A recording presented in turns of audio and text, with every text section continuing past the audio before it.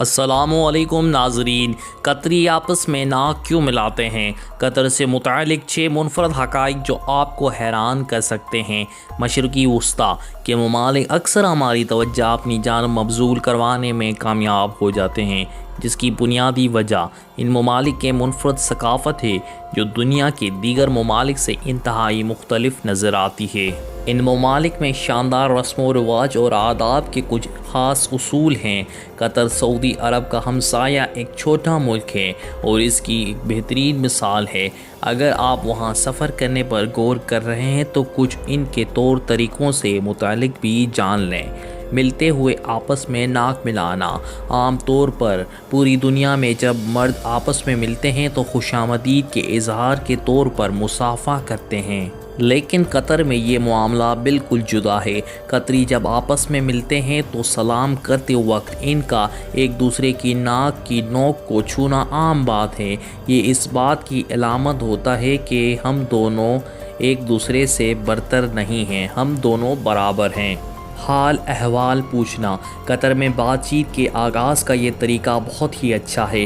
کچھ لوگ جب کسی سے ملتے ہیں تو سیدھا اپنے ملنے کی وجہ پر بات کرنے لگتے ہیں، لیکن قطر میں کسی قسم کی بھی بات چیت شروع کرنے سے قبل ایک دوسرے کی صحت کے حوالے سے جانا جاتا ہے، چاہے وہ نوکری کا انٹرویو ہو یا پھر کوئی اور کاروباری میٹنگ۔ ایک دوسرے کا یہ حال احوال انتہائی شائستہ انداز میں پوچھا جاتا ہے۔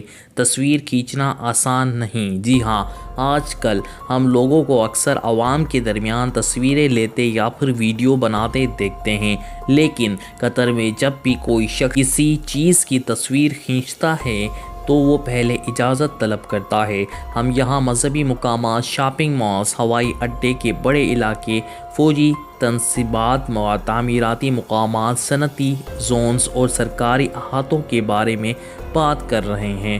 عوامی جگہ پر فوٹو کھینچنا جرم سمجھا جاتا ہے، اور اگر آپ قانون کا احترام نہیں کرتے تو آپ کو اس کے نتائج بھگتنا ہوں گے۔ سونے کے لیے الگ کمرے۔ جی ہاں، جوڑے کی شکل میں قطر کا سفر کرنے والے کے لیے ضروری ہے کہ وہ اس ملک کے چند قوانین کا خاص خیال رکھیں۔ اب تک قطر میں سیر و تفریح کے غرض سے آنے والے غیر شادی شدہ جوڑوں پر ایک ہی کمرے میں ساتھ سونے پر پابندی عائد تھی، لیکن اب قطری حکومت اس معاملے پر لچک کا مظاہرہ کیا، لیکن قطری شہریوں کے لیے یہ قانون اب بھی لاگو ہے۔ یاد رہے، قطر ایک اسلامی ملک ہے اور اسلام میں اس طرح کے عمل پر سخت ممانعت ہے۔